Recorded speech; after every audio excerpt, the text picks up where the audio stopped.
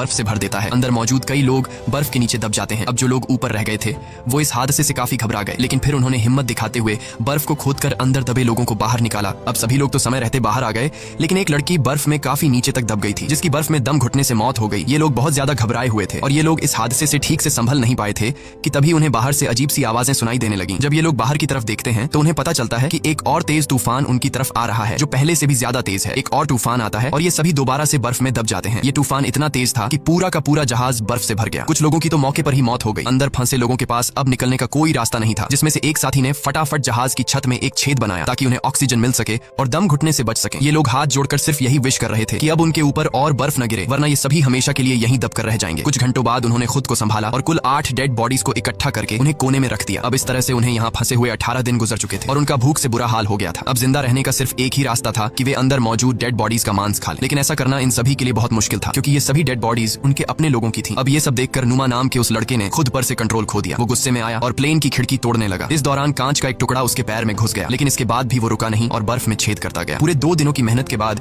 ये सब ऊपर की तरफ छेद करने में कामयाब हुए, जिसके बाद वे सभी बाहर निकल आए। बाहर आकर ये सभी इतने खुश थे जैसे ये सभी मौत की कैद से आजाद हो गए। उन्होंने जिंदा बचने की खुशी मनाई और फिर बर्फ खोदकर प्लेन को बाहर निकालने लगे। इस दौरान नुमा नोटिस करता है कि उसके पैर में जो चोट लगी थी उसमें अब कोई दर्द नहीं है, क्योंकि बर्फ ने उसके जख्म को सुन्न कर दिया था। हालांकि वो इस पर ज्यादा ध्यान नहीं देता और बर्फ खोदना जारी रखता है। अब आसमान में सूरज निकला हुआ था, इसलिए उन्हें बर्फ खोदने में ज्यादा परेशानी नहीं हुई और कुछ घंटों में ही जहाज बाहर आ गया। अब धूप काफी अच्छी थी, इसलिए वे सभी प्लेन के पिछले हिस्से को ढूंढने की सोचने लगे, लेकिन उन्हें कोई आइडिया नहीं था कि वे इन बर्फीली रातों का सामना कैसे करेंगे। इसलिए उन्होंने थोड़ा और इंतजार करने का फैसला किया, क्योंकि गर्मियों का मौसम आने वाला था और इस दौरान इस चढ़ाई को पार करना थोड़ा आसान होगा। देखते ही देखते 34 दिन गुजर गए और अब मौसम पहले से थोड़ा बेहतर हो गया। अब जो लोग पहली बार प्लेन की तलाश में गए थे उनकी तबीयत अभी तक खराब थी और वे दोबारा से चढ़ाई करने की हालत में बिल्कुल नहीं थे। कुछ घंटों बाद उन्हें पता चलता है कि उनका एक और साथी भूख के चलते मर गया है। ये देखकर ये लोग बहुत ज्यादा मायूस हो जाते हैं और उसे बर्फ में दफना देते हैं। ऐसे ही 2 दिन और गुजर गए और 36वें दिन उन्होंने फैसला किया कि अगर उन्हें अपनी जान बचानी है तो जहाज के बैक साइड से बैटरीज लाकर बाहरी दुनिया को इन्फॉर्म करना होगा, वरना हम एक एक करके सब मर जाएंगे। जिसके बाद ग्रुप के 4 लोगों ने ऊपर चढ़ाई करने का फैसला किया और उन 4 लोगों के नाम थे